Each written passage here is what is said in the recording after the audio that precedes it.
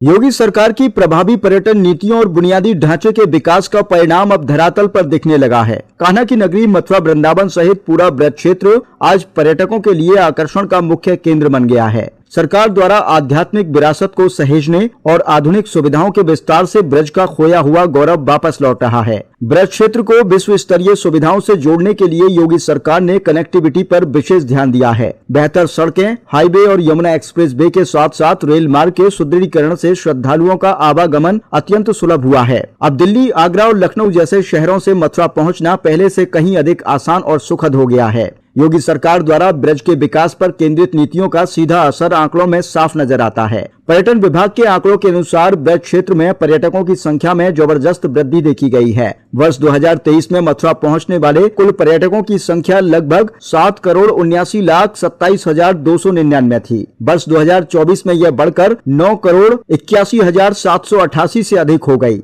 वहीं वर्ष 2025 में जनवरी 2025 से सितंबर 2025 तक पर्यटकों की संख्या 7,20,00,000 हो गई। ये आंकड़े दर्शाते हैं कि सरकार द्वारा दी जा रही सुविधाओं और सुरक्षा के प्रति पर्यटकों का विश्वास बढ़ा है। पर्यटन मंत्री जयवीर सिंह ने कहा कि मुख्यमंत्री योगी आदित्यनाथ के नेतृत्व में हमारा लक्ष्य ब्रज की सांस्कृतिक और आध्यात्मिक पहचान को वैश्विक स्तर पर स्थापित करना है। ब्रज क्षेत्र में सुविधाओं का विस्तार, उत्सवों का भव्य आयोजन और आध्यात्मिक विरासत का संरक्षण हमारी प्राथमिकता है। पर्यटकों की बढ़ती संख्या स्थानीय अर्थव्यवस्था को मजबूती दे रही है और रोजगार के नए अवसर सृजित कर रही है। आने वाले समय में ब्रज दुनिया का सबसे बड़ा आध्यात्मिक पर्यटन केंद्र बनेगा। प्रमुख सचिव पर्यटन एवं संस्कृति अमृत अभिजात ने जानकारी दी कि पर्यटकों की सुविधा के लिए हेल्प डेस्क, गाइड सेवाओं और डिजिटल सूचना केंद्रों की संख्या में वृद्धि की गई है। साथ ही ब्रज क्षेत्र के पर्यटन विकास को अयोध्या, प्रयागराज, काशी की तर्ज पर विस्तारित करने की योजना तैयार की गई है। ब्रज क्षेत्र में एक्सपीरियंशियल टूरिज्म को बढ़ावा देने के उद्देश्य से ग्रामीण क्षेत्रों को पर्यटन से जोड़ा जा रहा है। साथ ही महिला स्वयं सहायता समूहों की सक्रिय भागीदारी सुनिश्चित की जा रही है। इसके साथ ही स्थानीय कारीगरों